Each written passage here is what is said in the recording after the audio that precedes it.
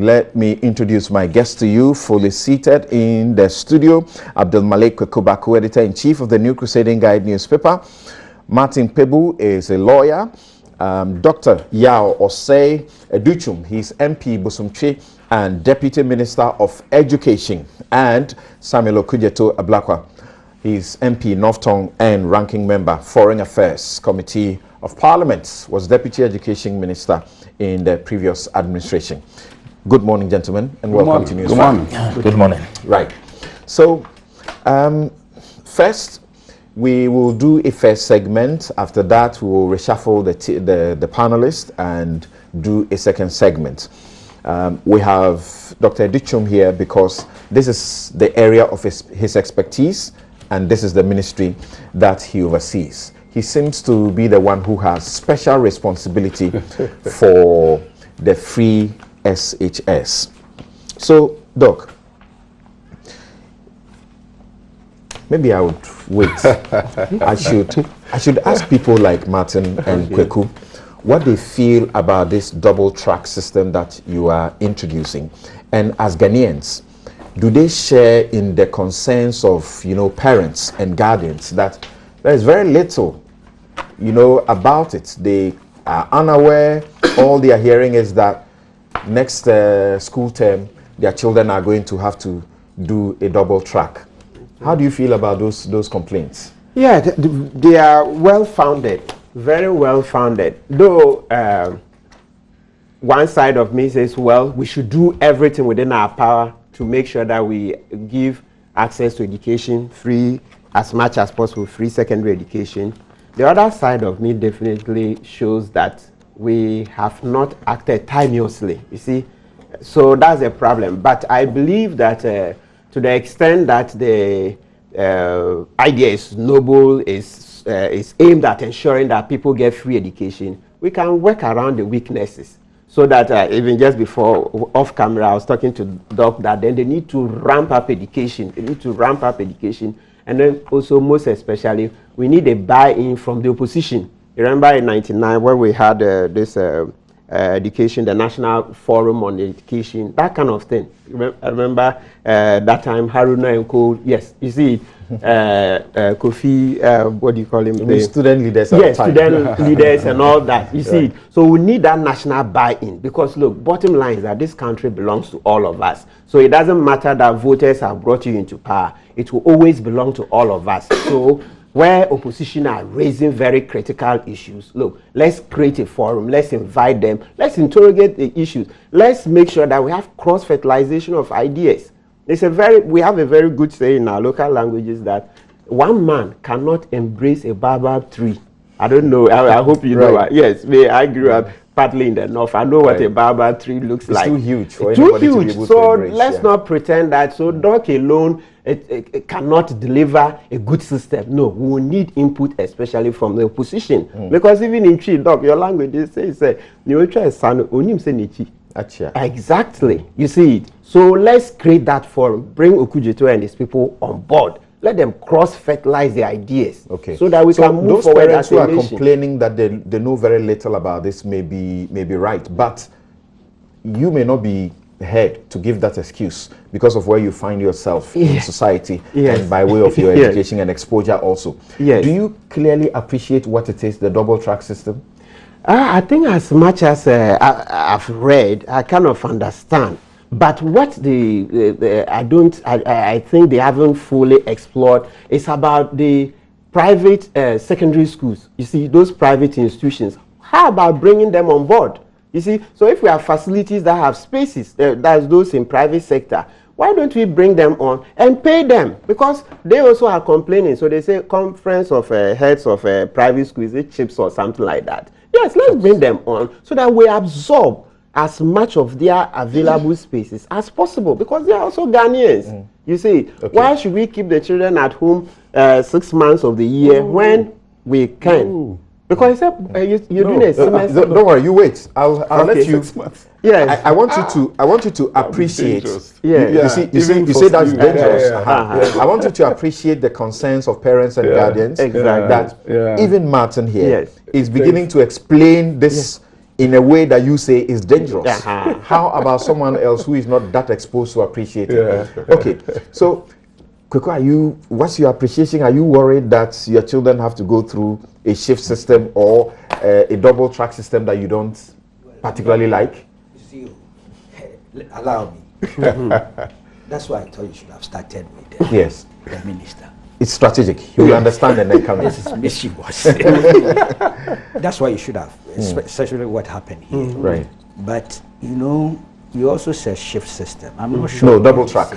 Double track. Again, there's also that confusion there. People trying to make shift system synonymous with double track, even though not that I have a very comprehensive knowledge about this matter. But I've heard my brother Sami actually make that point. You know. Now, for me, what I hear and my appreciation is that this double track thing is the pragmatic response to a challenge that has occurred in the course of the implementation of the free senior high school policy. I don't think there's any dispute about where, from ideological point of view, philosophical point of view, I'm absolutely for the free senior high school project.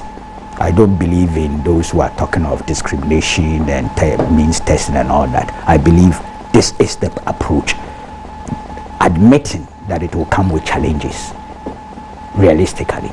And that's exactly what the government has done. It's a response to an increase in enrollment. Yes. At a very, high rate. We may not have anticipated the rate, but we did anticipate some increment. It may have gone. It's over 30%. Yes, but that is, for me, that is even a sign of the positive nature of this program. Otherwise, we would have left a lot of people out there unattended to. And my social justice sense tells me that it would have been a wrong approach. So the questions being raised are these, or particularly is that you're talking about this opening the space for a lot more to have access. But again, you are going to have a double track, and people are saying the quality appears will reduce even further. I'm sure you will answer that. I'm not too sure about that. In terms of quality, it is how you manage the process.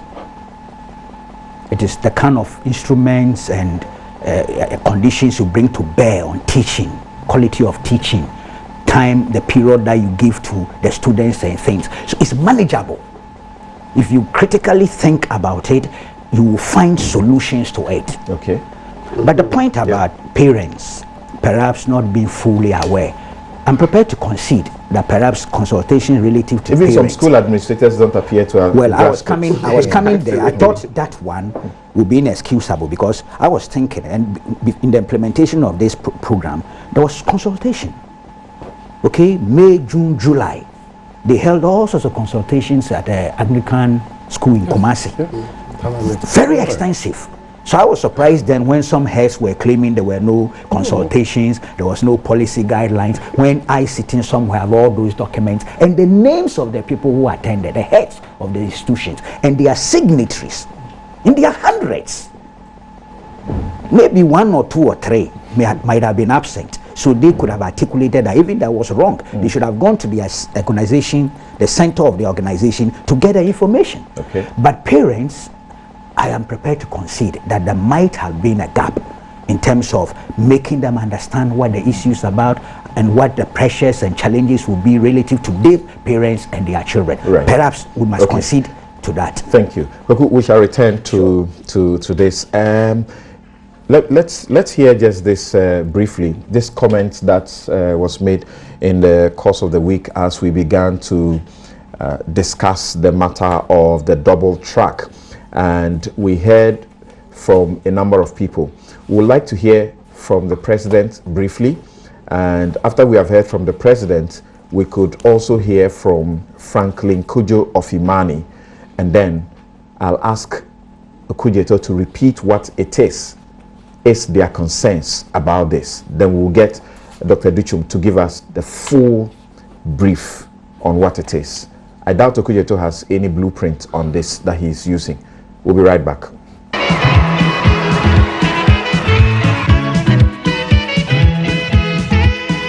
this multi-track, double intake organization that we're going to make from the beginning of this academic year, to be able to deal with this large population, inflow of this large population of new students. And that is going to allow us to do 2 or 3 things. First of all, create room for all the students. Secondly, reduce class sizes, downsize class sizes, and that is the key to the quality, is that we will have smaller classes, teachers that are capable of teaching them. And I'm sure that in 2 or 3 years' time, the comment made by the representative of the teachers about the quality of examination passes will be a thing of the past. So I want you to support this dual intake system as being a very, very efficient way of dealing with this large class of people, and also encouraging the community to take advantage of the policy. When we did that encounter with the Nana-Addo then, we went ahead and did a lot of calculations based on the MS data. We projected that in 2018, the total population in SHS1 was going to be 637,000. But based on the 70% pass rate, we were going to likely get 424,000 students who would be needed to go into SHS1. What's the figure you have from the education? The 2018 projection according to the Education Ministry, is total registered BECE candidates 521,000, number placed 497,000, and number enrolled 472,000. So just we about are shy of 30,000. If anybody tells you that we went ahead and projected 2019, 2020, so it cannot be the case that we didn't foresee what we are having today. So for anybody to wake up in the middle of the night through some professors, and then they start telling you double track, multi-track, multi-system, whatever it is that is being played. Then within the shakes of a lamb still, in 2 days, a whole ministry, without having thought through the policy implications of this, comes and blesses this policy, tells you what we describe as policy logicality at Imani. Complete breakdown in policy coherence and anything to do with logical policy making. So I'm not entirely surprised. First of all, the whole idea of even reducing the contact hours. The fact of the matter is that we cannot be making policy for education in this manner. All right, so you heard the President, Nana-Addo Akufo-Addo, also even explaining the advantages of the system and the need for it. And then Franklin Cudjoe, Imani, Africa, they have been talking about the free SHS since the idea was mooted, and have been against the manner in which it is being implemented, and clearly have issues with what is being done now. Now, Samia, I was asking, you must be one of the major stakeholders in this, at least having been Deputy Education Minister. Do you have a blueprint that guides you in appreciating what exactly government intends to introduce? Well, thank you very much, Samson. Good morning to the panel and good morning to our distinguished viewers and listeners. We have seen a manual, the manual which is being used for information or education purposes, I would say, with the heads. And it's important that we do the distinction between consultation and information, providing information or carrying out education. And I believe that that's where the heads are coming from. When you just gather them, when all is said and done, you've prepared your manual, as was the case in this instance, and you just provide information to them that we are going to do a double track system, and this is what we want you to do. That's just providing information. That's not consultation. And so I think that the heads have a point when they say that they were not consulted, and we in the opposition were not also consulted. This country has quite an array of former education ministers who are alive, from the likes of Professor Fobi to Professor Nana Opoku-Agyeman, the Honorable Tetenyo, Honorable Betty Modidrisu, Honorable Leo Kran, and so many of them. I want to believe that even some during the Nkrumah Champon era are still alive. When is the next school season starting? September. Right. Do you appreciate this is an emergency, intervention? Good. So do you appreciate that? I don't appreciate that. It is not an emergency. President Akufo-Addo was not sworn in yesterday or last week. He's been talking about free SHS since 2008. He was sworn in on January 7, 2017. President Akufo-Addo has had 18 months. We all know that if you assess the MS data, every year, even without free SHS, enrollment does go up. So this is not an emergency. It is an emergency, if you like, created by lack of planning, lack of foresight, lack of vision. And so we are bearing the brunt of our inaction. We were just happy to announce that we have started free SHS, and we all went to bed, it will appear. And we have been hit with this. But something, I want to raise more fundamental issues. First, the Constitution of Ghana has provided for us a path for this free SHS program and how we should go about. Can we do this briefly before we get to the Constitution? Wait. Yeah. Can we do this briefly? Secondly, yes, sure. There's a reason I ask if you have cited any blueprint that's assist you to appreciate properly what is being done. Now you have talked about the manual. I have a copy of the manual. Yes. From what you have seen in the manual, what is wrong with this system? From what you have seen after going through the manual, what can be the basis of an objection to the policy? Okay, so there are a couple of reasons why there should be an objection. The first one is with the messy data that we are dealing with. We don't have an accurate data on the free SHS numbers. The manual that I have here, the data provided is 361,771 of SHS, free SHS beneficiaries. So that's the first figure, 361,771. When you come to the 2018 budget, which was presented to Parliament in November, after the free SHS had been rolled out, something very interesting is going on in the 2018 budget. Paragraph 621 of the budget. The free SHS figure, as we were told by the Honorable Finance Minister, is 353,053 beneficiaries. 353,053. This same budget, the same 2018 budget, surprisingly, if you come to paragraph 799, an entirely different figure, conflicting figure is provided, 396,951. We are told that the beneficiaries are 396,951. So that's the third figure. Only last week, the Honorable Finance Minister was in Parliament to present the mid-year review, fiscal policy review of the 2018 budget statement and economic policy. One will have thought that by now, after 6 months since the 2018 budget was presented, we will begin to see consistency in the figures. Paragraph 163 of the mid-year review, the Honorable Finance Minister provides a fourth different figure of 362,118, which is different from the manual figure of 361,771. So if we can't get our data right, how can we plan properly? Data is crucial. So that's the first concern we have. There are all kinds of figures being bandied all over the place.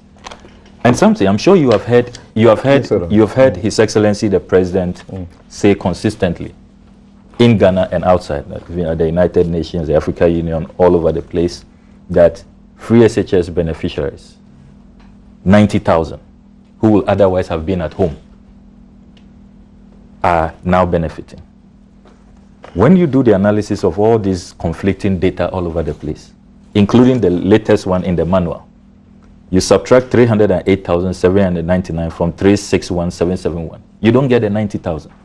you get 52,972.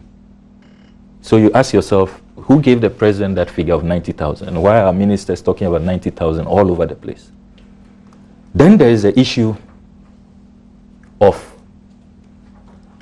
a claim which has been made that thanks to free SHS, everybody is now in school, virtually. And that we should... Whoever said that? No, that's what... Whoever said really? A claim that everybody's in school. Yes, Whoever that thanks to free SHS. No, maybe you can get a video or the audio. I'll appreciate. We hear government communicators every day. Who are government communicators? Somebody like you should not make such a statement. No. Don't even make that kind of statement. Okay. Well, if I'll grant you that. I'll grant you that. The objection is everybody. Everyone is in school. Everybody's in school. I'll grant you. Question of increase at a certain rate is allowed. If you haven't said that. Right. Now, it's important to emphasize that from the ministry's own manual, 62,453 were placed but not enrolled. And this raises a larger question of the need to further interrogate that notion that once you implement free SHS, everybody will get in. What does it mean to say they were placed but not enrolled? What does it mean? It means they didn't take up the offer. They didn't go to school. We should look for them. We should look for them. Wait, I'm coming to you. You'll have all the time to deal with this. If I can conclude. This is deliberate, so that you have in mind the issues that are being raised fresh. Yeah. So if you come to consider the fact that we don't even have accurate data at this point, almost a year of implement free SHS, we don't have reliable data, all kinds of conflicting data all over the place. This figure might even be high or it might even be low. We do not know. But these points you have raised so far are not demerits of the system. That's why you should have allowed me to start with the Constitution. I have told you that I've told you. Please allow me to. I've told you that free SHS is a program that we all support. We have never been opposed to free senior high school education. We have never. Yes, it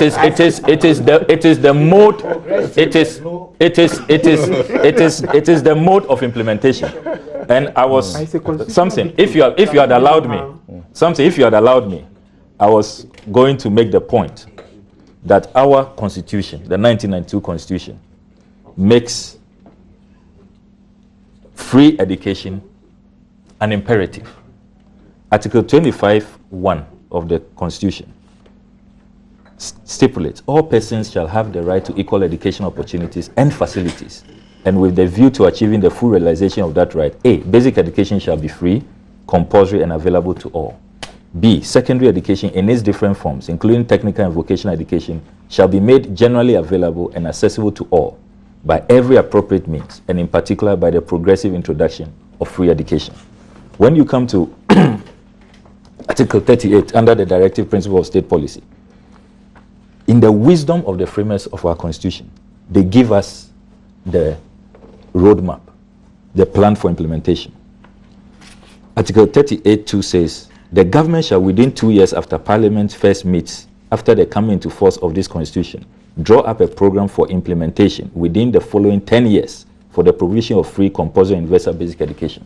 So you notice that for basic education, framers of our Constitution were very rigid. They gave specific timelines that, so you can say by 2004, we should be implementing free basic education. But for secondary education, let's listen to the framers of our Constitution. Article 38(3), the state shall, subject to the availability of resources, provide A, equal and balanced access to secondary and other appropriate pre-university education, equal access to university or equivalent education with emphasis on science and technology. So you notice that when it comes to secondary and higher education, the framers of our Constitution were not stringent, were not rigid. They are cautious. Very cautious because of quality. Because if you are not minded to make sure that you implement it rationally, taking into consideration your financial situation, all of that, it will just be about throwing numbers out there. And there's nothing more dangerous about having young people on your street certificated and yet have not gone through quality education. Sufficient resources to be able to roll it out. Is it not a political decision? So a political regime decides that we take that decision that Ghana is sufficiently resourced to do this. Yes, it's a political decision. But when you are cautioned that, look, we have been in government, we are conversant with the data, and we know that the best approach is the constitutional approach in a progressive manner. Because you don't even have the number of facilities. You don't have adequate facilities to implement this. Is it any wonder because now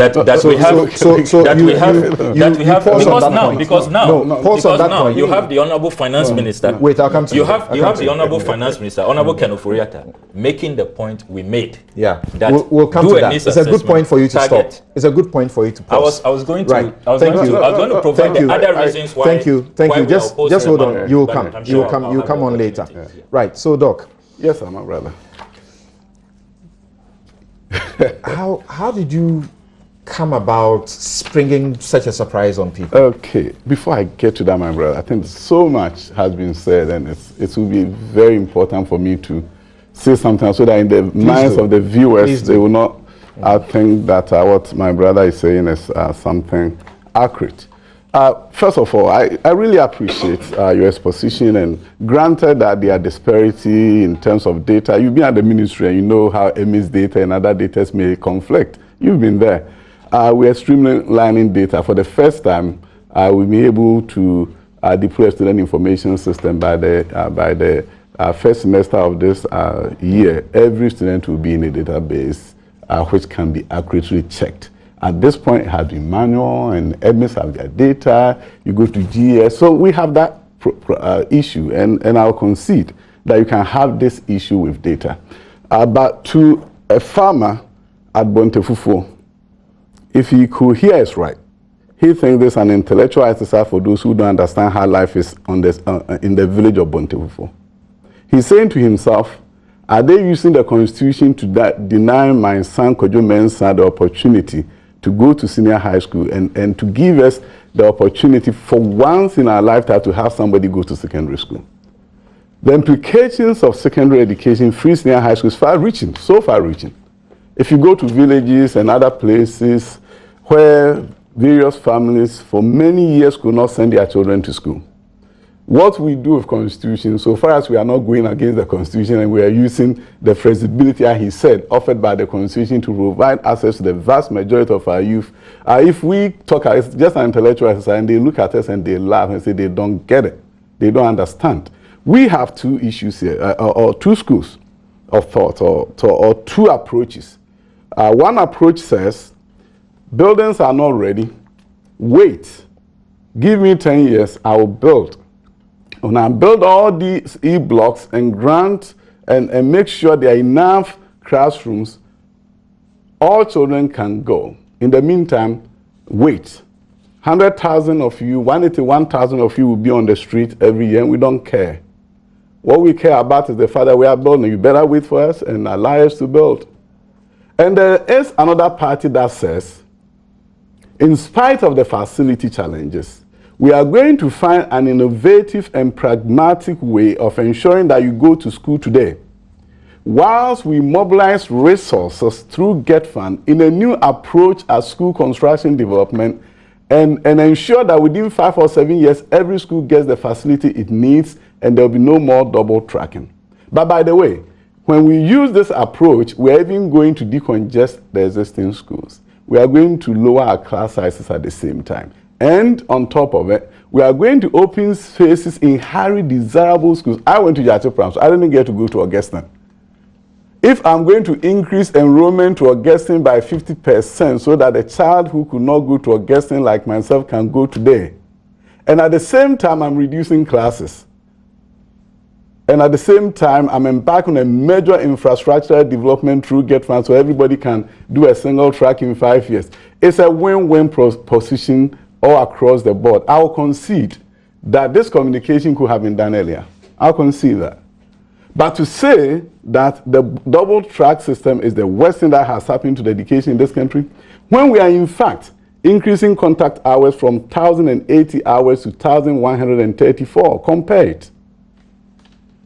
And when we are hiring more teachers so the teachers will not be overloaded, every teacher will go with their trial. When vacation comes, you go home peacefully with your students, you come back with them. We know about this situation where we have beautiful talk and we don't get the implementation in that order.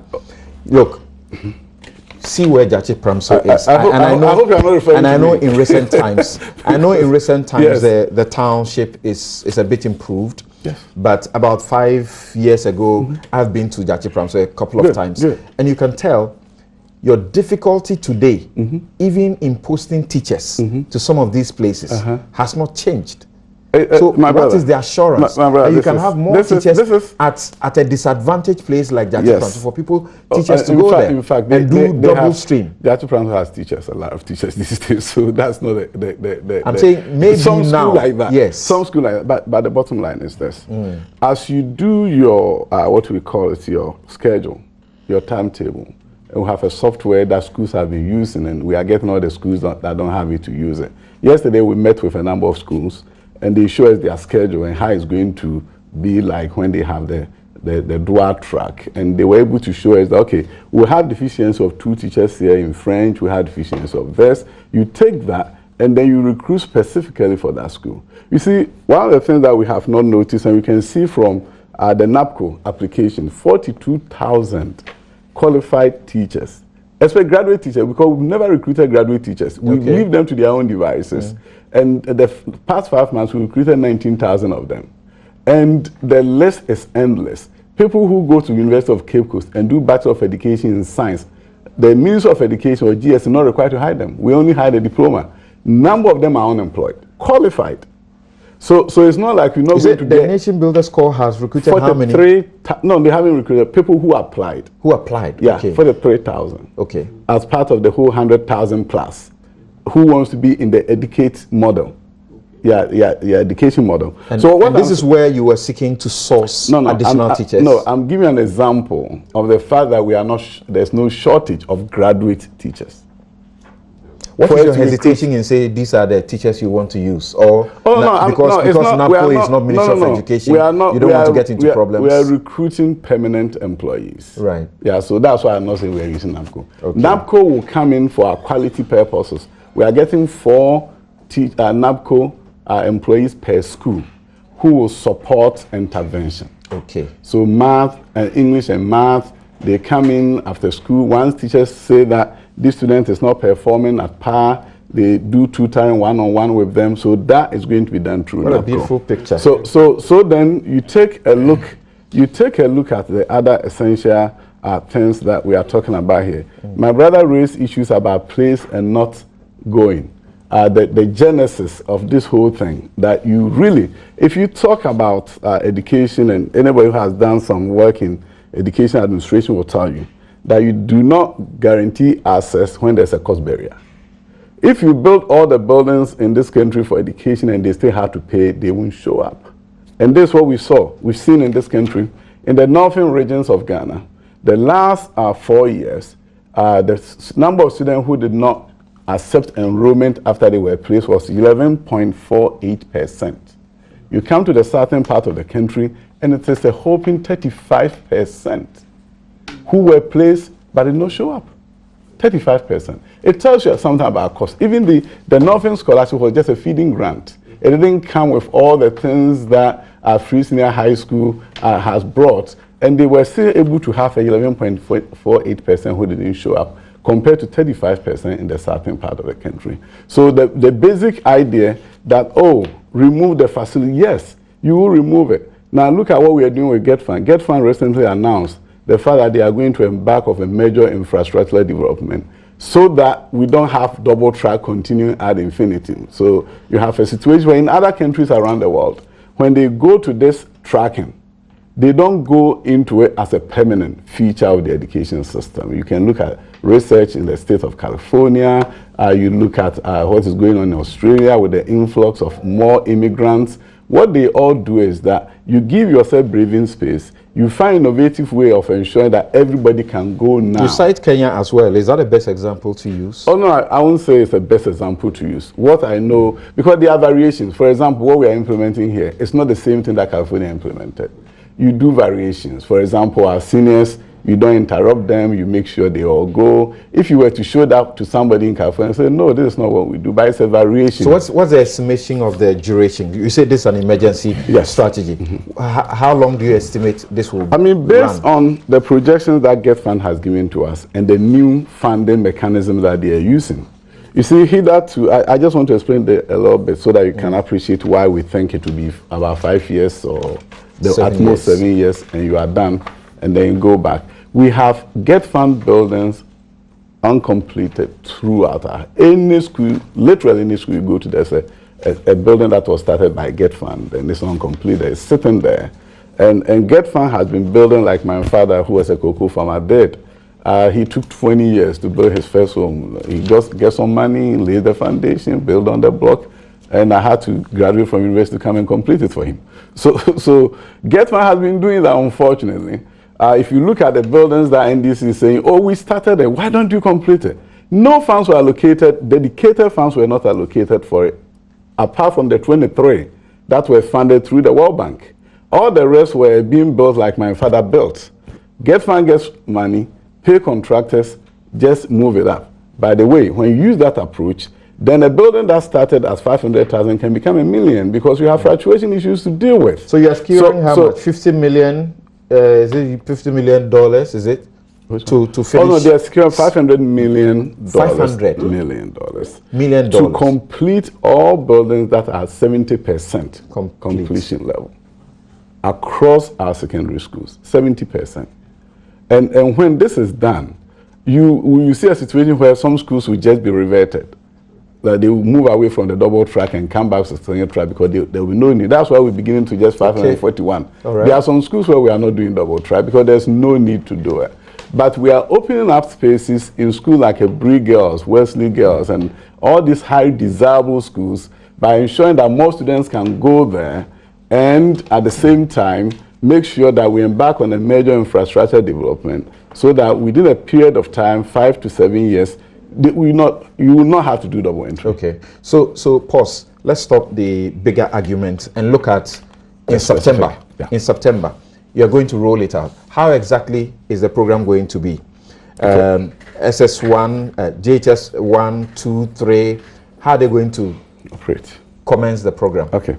By the way, as my senior brother said, we have met with all headmasters across the country to educate them on this and how we are going to implement it.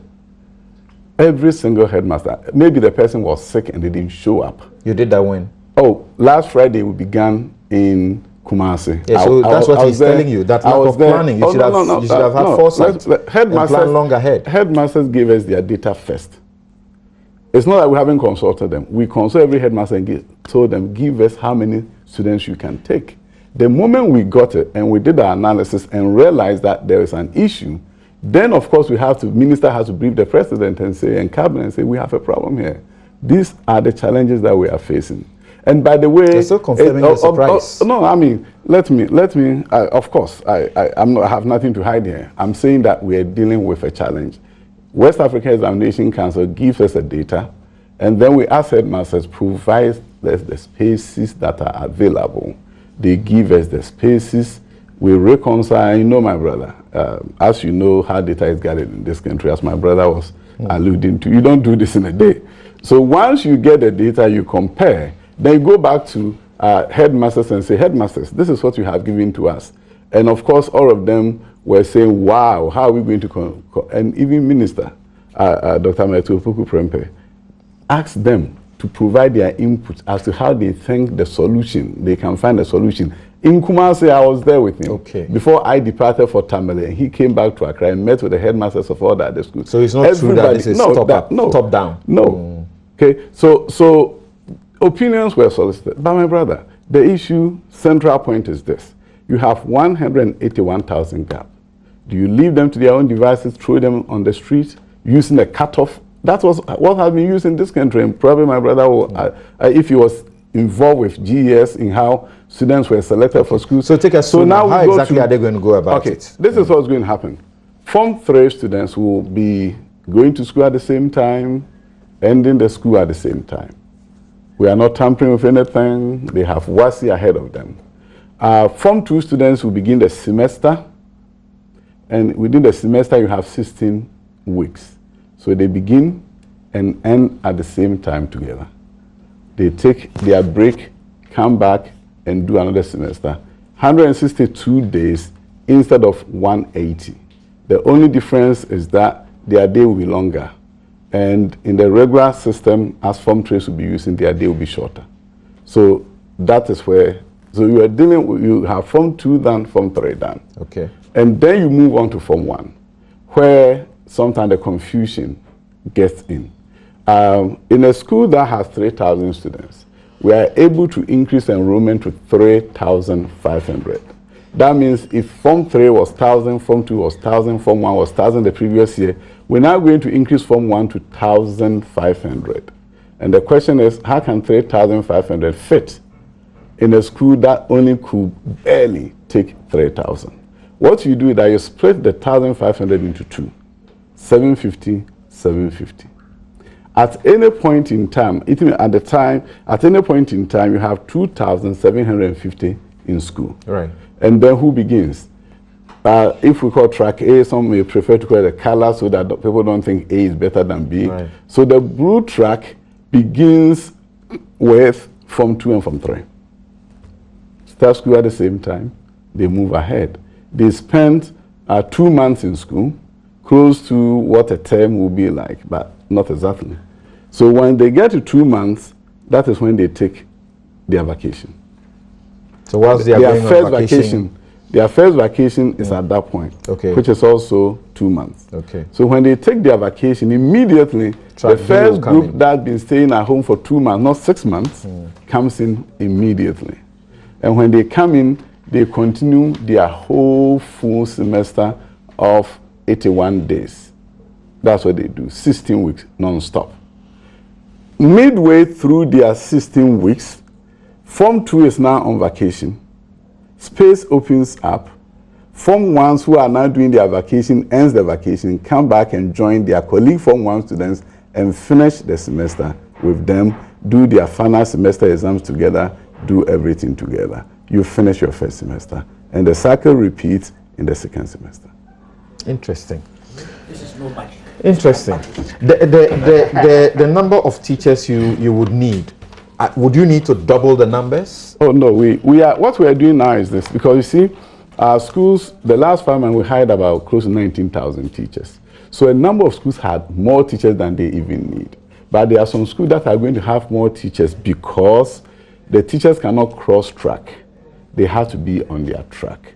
So because they don't have to be on their track, after they do the schedule, like yesterday we were doing for Chimota, you'll be able to know that if we do this track, because we could not cross-track, maybe this teacher have the ability to teach 2 subjects, he will teach it. He may have 1, you leave him there. And then what you do is that then you see the deficiency in the number of teachers, and you recruit specifically to meet those deficiencies at that particular school. Those who can work for the both tracks will get extra pay? No, we are not going to promote that. Teachers need rest. They will burn out. So if you start from that premise, you are not going to hire more teachers. And with time, even though you are paying them well, people will get tired. But this is so. Oh no, there could be special cases. This is a feature. No, this is a feature of the multi-track system, where teachers are earning a lot more because they are teaching different tracks. Not exactly. You don't do that. In some cases, I taught in a multi-track. IFES has done a paper, and they've given examples of how this is also an added benefit. You can do that. And people will love that for 1 year, 2 years, they will burn out soon.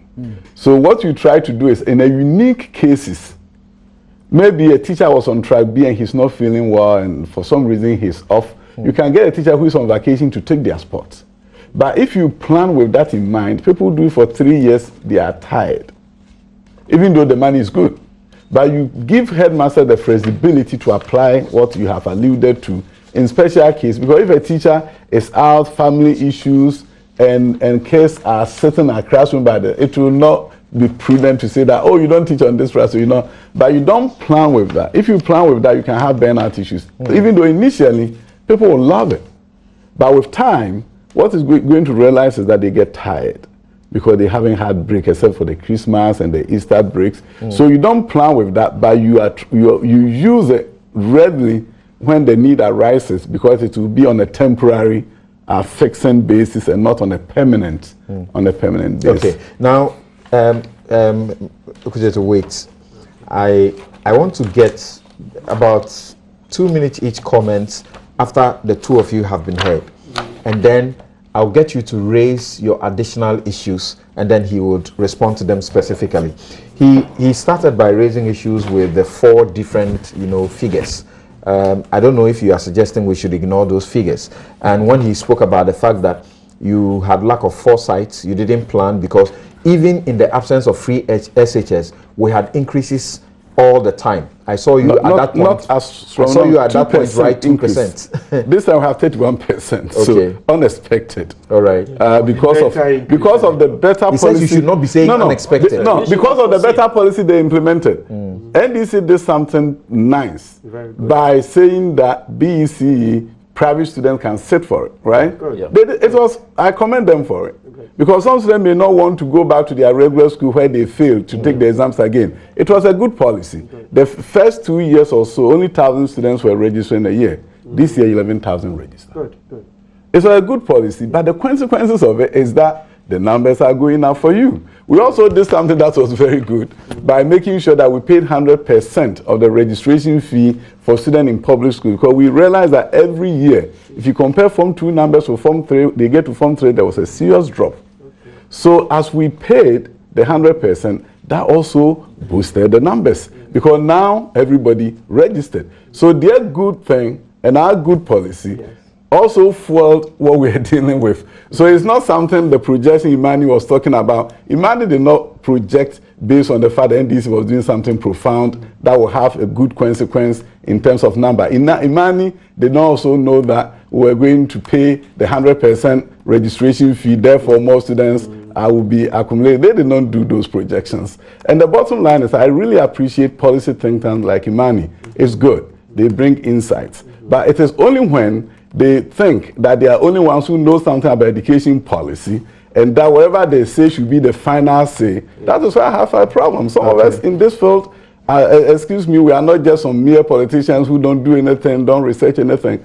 We know what we are doing, but we appreciate contributions from people like Imani. So Martin, having heard him, having heard Okudzeto, what's your appreciation now? Okay, so before I answer, can I asked about the private schools. Right. Doc hasn't said anything, so that I can say something about that. Yes. We've had consultations with privates. They've come to us. We've talked many. I have met with them many. I know their leaders, because once upon a time I was one of them. Okay. But we have 2 types of private schools in Ghana. When we say private schools, some people are saying, yes, Galaxy, they do such a fine job. Morning Star, why don't we send the children to them? If I tell Morning Star to take students today, they will not have space. They are a high demand school. ICS will not have, GIS will not have school. All these different category of schools. Is that the reality? Oh, yes.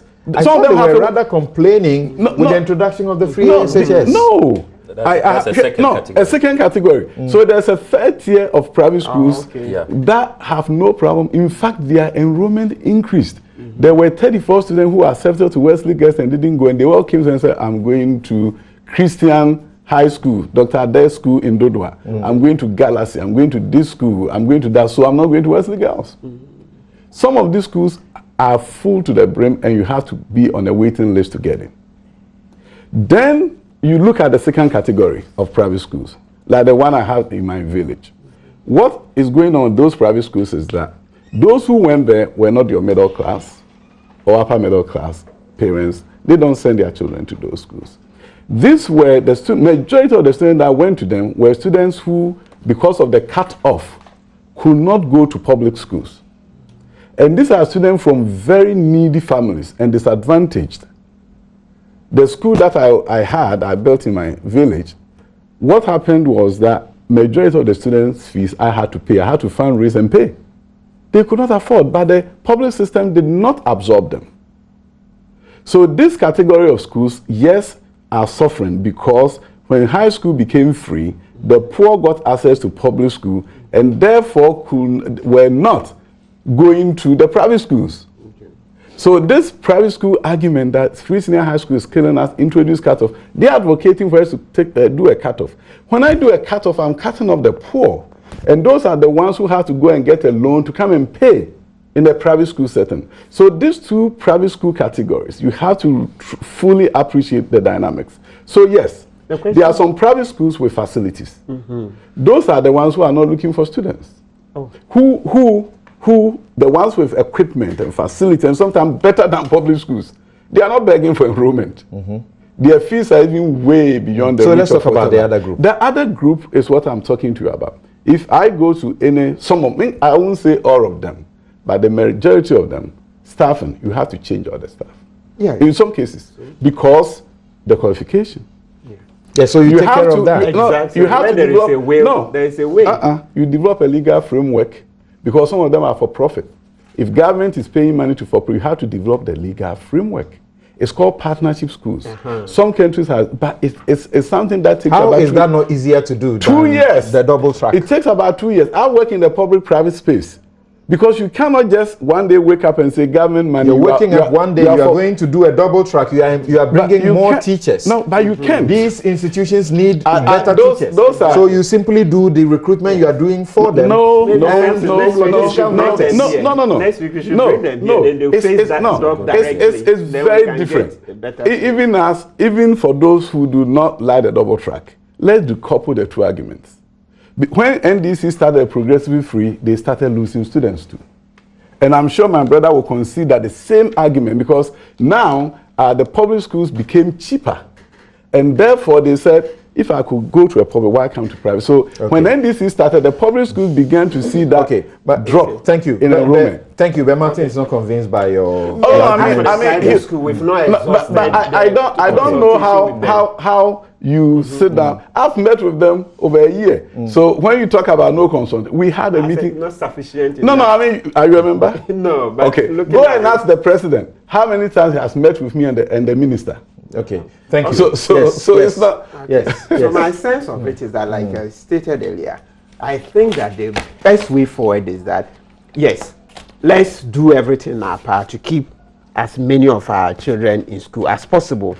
But let's bring the other side. I think that so far there's been that, let me call it exclusion. Bring the NDC on. They were just in power about 2 years ago. Bring them on. Let's sit down. Let's have a roundtable discussion. Please don't respond. Yes, let's have a roundtable discussion because, like Okujeto mentioned, he's mentioned a number of ministers, and you yourself, Doc, you've even commended them that they introduced the private BEC. So somebody that you've commended for doing something very good and laudable in the recent past, bring him to the table. You alone, you know. You can't. Briefing is different. Sit down with an open mind. Let them who already have worries, including that now because of the double tracking, it's going to disturb the family's calendar, so to speak. So you could have 2 children or 3. One will be in this track, one will be in the other track. You can't plan your vacations properly.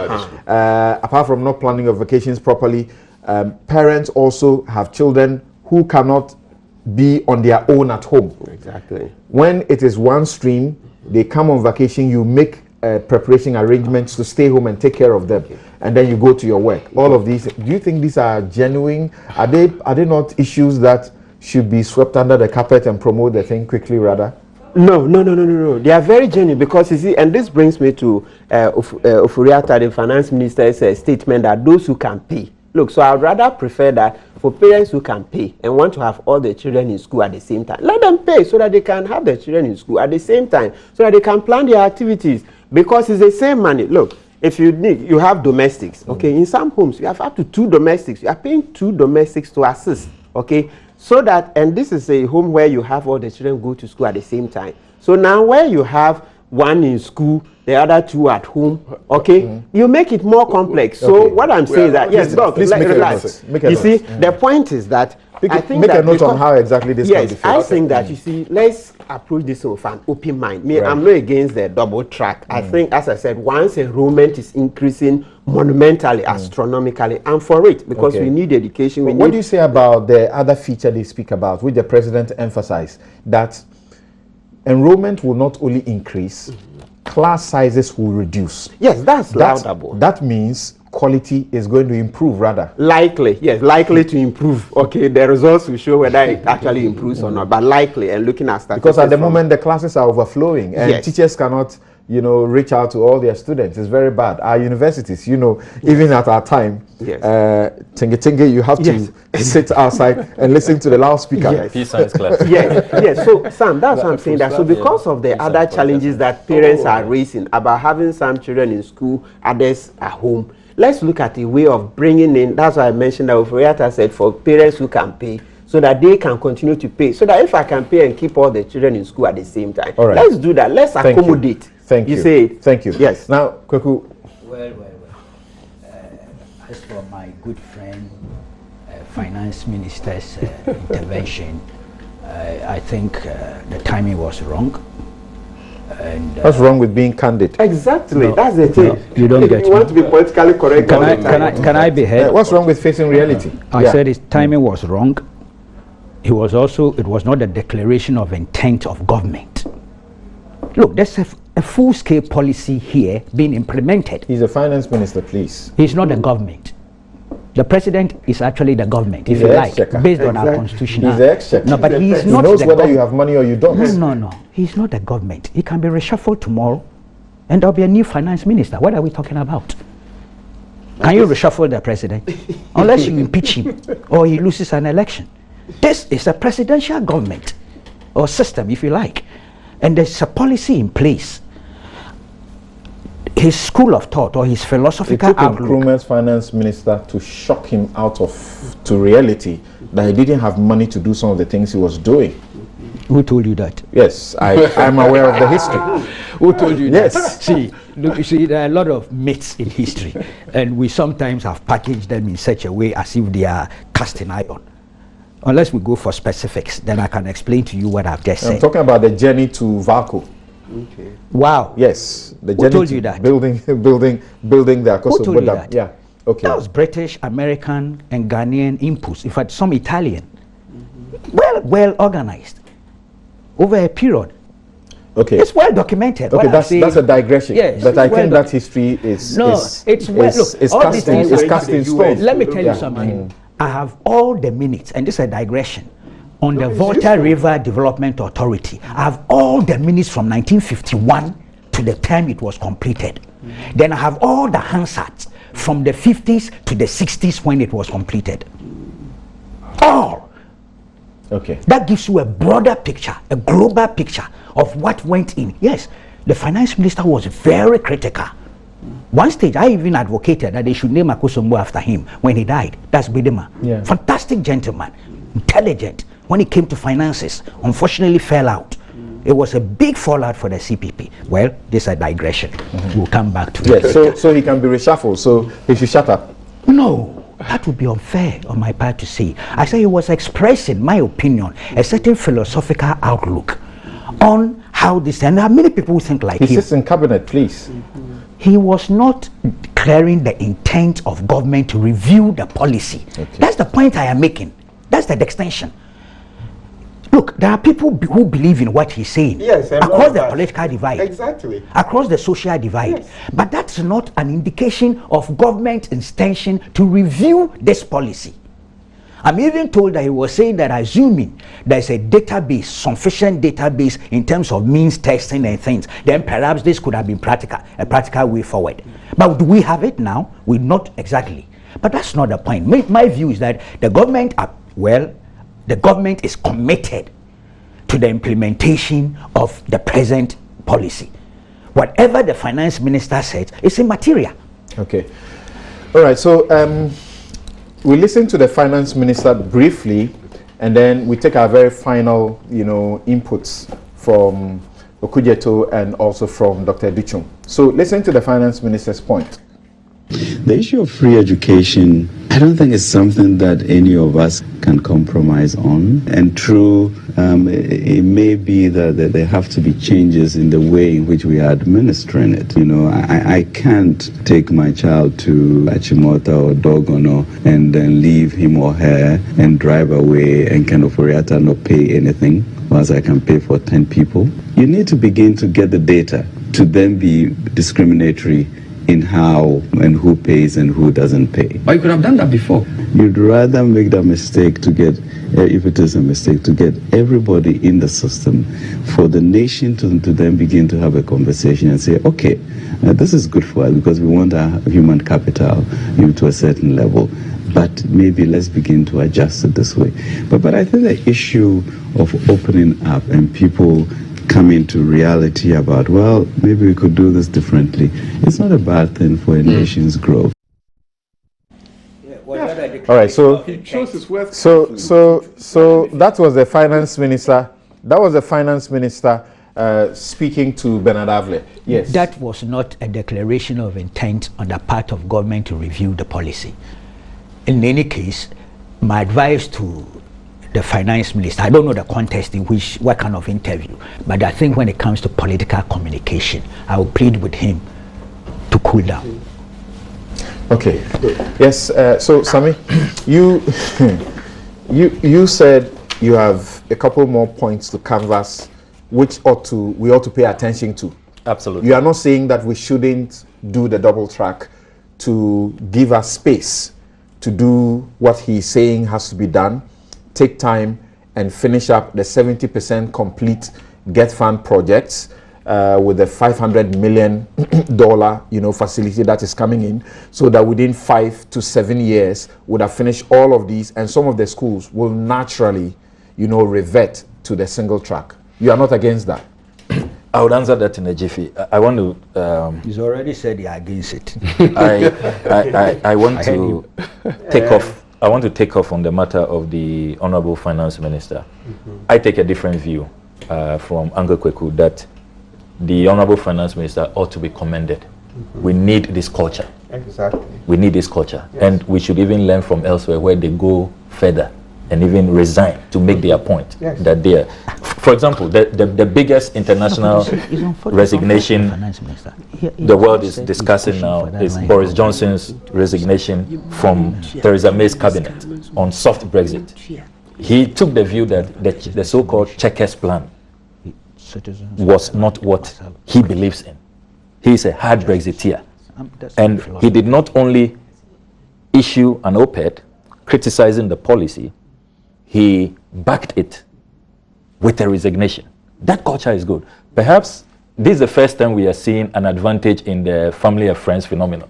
He has quite some leverage, and we all know he's the president's cousin. He can't just be thrown out like that. So he had the courage, to say what. I mean, we meet friends on the other side, and we talk privately, we talk behind the scenes. I know there are many people in the government who think like the Honorable Ken Ofori-Atta. So there's an advantage. At least now I know. So I'm saying that let's encourage this culture where as public officers we move with conviction and we can speak up even if it's against the cabinet, if it's against the president's view, and back it up even with resigning, like Boris Johnson has done and other people too. It's no solution to the present problem. Correct? It is a solution. It is a solution. How does it resolve it? Targeting results. Get more resources to build the schools, and then very soon we Thank you. To build the schools by September? Thank you, not in Martin. September, but maybe a year. So people should continue to wait. That's his point. We'll marry all the approaches. No. Okay. Yes. So be very quick about this so that we don't. Yes. There are so many issues that I need to respond to very quickly. And you were saying there are a couple more. Yes, but ought to be raised about the double tracking. So you want me to start with that? Because the Honorable Minister has also thrown out some contentious issues which I need to respond to. For example, when he says that the difference between the two parties is that the MPP believes that people should have the opportunity to be in school. Don't wait for all the infrastructure to be ready. Whereas the NDC takes a different view. That is, in all honesty, an unfair statement to make. The Honorable Minister knows that in the 2014 academic year, 2013-2014 academic year, we started progressively free. 320,488 day students started benefiting the program. By the time we were leaving office, 458,700 students benefited. What we did was to reduce the burden by taking the cost of 12 fee items on the bill. Then we also identified the poorest of the poor. We did a needs assessment. We found out that 10,400 are those, they are orphaned, there's nobody working in their family, they even have parents who have HIV and all kinds of ailments that does not allow them to work. 10,400. Fortunately, we got the World Bank to support us. They got full scholarship. So it is not true to argue that the NDC does not believe in free education, but we are saying that you implement it in the way, like the Honorable Kenufo-Addo is saying, that you can then save resources to also build schools. That is how come we were able to commence 124 schools. So now I come to. Well, there's the other group. There's the other group that believes that since we started this Fourth Republican journey, which gave us 10 years to implement FQ, it's been too long to implement and get to full cycle with the SHS program. So we have done well if Nana-Addo says that this is the time for it, we should be grateful. So that brings me to the other major concern we have with the MPP's program, and that is why I join the skeptics who say that don't give them more time again, hoping that they would get us out of this whole shift system. And let me emphasize that I call it a shift system. All my reading on this, what they put out first as double track. Remember that at first they were categorical. I have their manual here. They said Australia, Costa Rica, Japan, United States, Kenya is practicing it. They've even disputed Kenya has disputed it. Yeah. California, this is not what they are doing. So now I'm happy that the Honorable Deputy Minister said this morning a while ago that it's a variation. Ours is a variation. You know, in this, I'm glad Uncle Kweku is here. He's good in history. Ghanaian politicians have had a long history of avoiding names that they know that people don't like. The no-shift system will ruffle feathers, so they are bringing double track. So that's what you have been doing. You remember in our history, when we were going to privatize Nkrumah's industries, we called it divestiture. When we were going to lay off workers, we smartly called it retrenchment. When we were going to borrow on our bauxite, we called it leveraging. Get fund NHIL tax, additional tax measure. We are calling it output income method. I situate all of that. It's a shift system. Let's be clear about that. Please hold on. You confuse parents. When I was in Ashama cluster of schools, the shift system we attended was that I go in the morning and I go in the afternoon sometimes. Exactly. That's what we call shift. Yes. This is also shift because others will go for 41 days. When school reopens in September, Ghanaians must know this, because we have to be honest with parents so they can prepare. So that if you can even arrange some computer lessons. This is not shift. This is double track. It's shift, because when school reopens in September, the first 41 days, one half of the students will be at home waiting for the first half to finish. One half of the first year. Yes, first years. Yes, not all of them. Yes, of the first years. Will stay at home waiting for 41 days for their colleagues to finish, vacate, and then they now go. So that 41 days, these are teenagers. It's their vacation, to be frank. So vacation continues all the way. That's what I'm saying. They are teenagers and so what? They are teenagers and so what? Long back, what were they doing? The truancy that characterized the public basic shift system can arise here. And we have to be careful. We have to be careful about it. But I have more fundamental issues to raise. Okay, do that in the next 2 minutes. Yes. The first one has to do with, did the government have an option or not? I say they had an option. You come into power, 124 community day schools are being built. If we had completed these 124 schools, remember that 50 helped them, and in all sincerity, the Honorable Dr. Educhum has commended us many times that helped them implement free SHS if they did not meet those 50 schools that we had completed. So these 124 schools, if we had completed them by now, it takes 18 months to complete these schools. Some contractors finish in 10 months. You know that. With money, my brother. With yes, money. with money. You didn't make provision. Yes. No, please. No, please. Who makes provision? When we're taking over in 2009, did you leave us a pocket of money? Let's I get you only 2 minutes. There's the get fund. There's a get fund law, which accumulates funds every year. Every year. What you have done is to cap get fund. This year, get fund was entitled to 1.8 billion cedis. You halved it. If we had not, we should have spared get fund. And I said that during the debate in Parliament, that because of free SHS and these 124 schools, which will have given us 186,000 places, we would not have needed this shift system if we had finished that. All right. So, and you want us to do in 1.5 years. No, but look at the processes to start procurement, selecting lands, and all of that. You have 120. I'm sorry, but but I must. So we are opposed to it. We are opposed to this because we are saying that don't continue to let this government sleep. All right. Let's wake them up. That point is they made. should finish. That point is made. Are The you next also point aware in 30 seconds. Are you also aware that there are a number of community day schools as we speak that have been completed but are not being used? If you go to the Techiman municipality, a town called Jako, a community day school that takes 1,500. You could have been using it last year. It was ready. Last we're opening this year. It's also in offensive we are opening this year. Agric in Zima in Kumasi. So let's identify all these schools and use them. That's why I'm saying that this is not our best bet. Thank you. No, thank you. Just 10 seconds, please. 10 seconds. I am worried about the features of the double track calendar, the shift system, which has been introduced. Now, you are going to extend school hours from, it's 8 a.m. to 2 p.m. That's best practice. You are going to extend it from 7:30 a.m.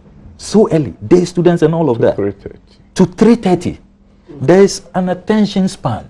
There is diminishing returns that sets in.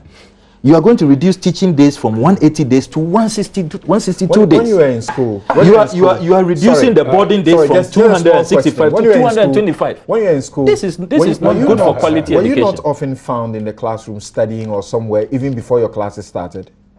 Because some people can actually comprehend a lot, can absorb a lot more when they go to their classroom very early in the morning. You know that students vary. The public transport system and all of that. How do you respond to this in conclusion? In conclusion, I just want people who are not intellectuals, probably like us, doing the constitution and doing everything. They are asking themselves, so are you telling us the 181,000 students should stay at home? And that's the question I'm sure most parents are asking. Do you want my... Professor Mills, So people are asking. It's a simple question. I can understand when they don't understand how is it going to work. We have to do a better job communicating so our parents will understand. And when they understand, they will know that the contact hour is even higher than the previous, the old system.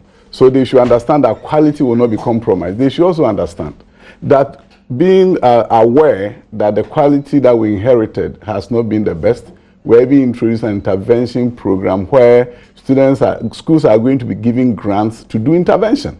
So that is something we're introducing in terms of the quality. Also, as my brother pointed out about parents who may have children on different tracks, headmasters have been given the leverage as they enroll to make sure siblings are on the same track. Okay. So you're not going to have a situation that one child is coming and one child is going. We care about the impact of this policy on parents. Right. But the idea that build the 124 schools at this time, if you could do it in 4 years, 8 years, why didn't you do it? It's not easy to tell me that I'm going to do it now in 1.5 years, you've been there. But meanwhile, I had 8 years and I couldn't. I don't think this is a fair characterization. The information I'm getting, particularly from the Private Schools Association, is that they really struggle to get audience with you, and or is it you or the minister?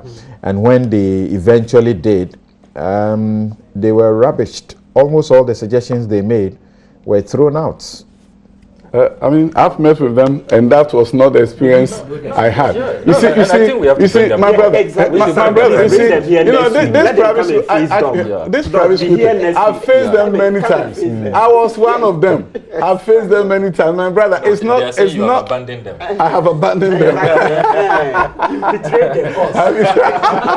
And then, my brother, if I did it to be conflict of interest, right? If I had done it and said, oh, because it's one, that's why now the government is doing this. The issue. You see, there are two things that we're dealing with here.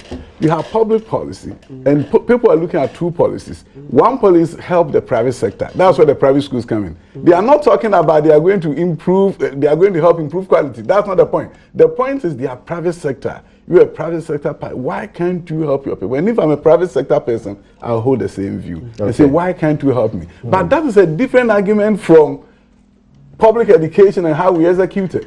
There can be different ways of helping, even promoting the school, marketing the school. Let me tell you, there are some schools that are so good that the people don't even know they exist. The private school, have you seen any commercial? The group of those, not this, this private schools. Something we call audio terrain party. Me, the best is that next week, Samson, please bring them private schools here. Let them come and face doc here. No, we all can hear and make our yes. All right. 10 seconds. The point I was going to make, and Dr. Duche will confirm this. Are we all aware that the challenge we face now is not unprecedented? The 2010-2011 academic year, when the 4-year system was introduced, Professor Mills dealt with 182,337 enrollment gap, the gap analysis, if you look at the MES data. And he managed to do it with an emergency infrastructure program. That's not a huge number. That's not a huge number. He didn't impose on this. We are talking about 100. We are talking about 182,000. It's more than the 181,000. 182,000. Yes, 182,337. Yes, I see. Yes, I see. Yes. But Dr. Dichum doesn't believe it. Okay. All right. I'll say at this point that Dr. Yaosei Dichum, MP Busumchi and Deputy Minister of Education, we are very grateful to you for the opportunity to explain to parents and guardians and of course to everyone how exactly the double track system is going to operate. And many people are expressing their joy that you have taken time to explain matters in the manner that you have done. Fantastic. We take a break.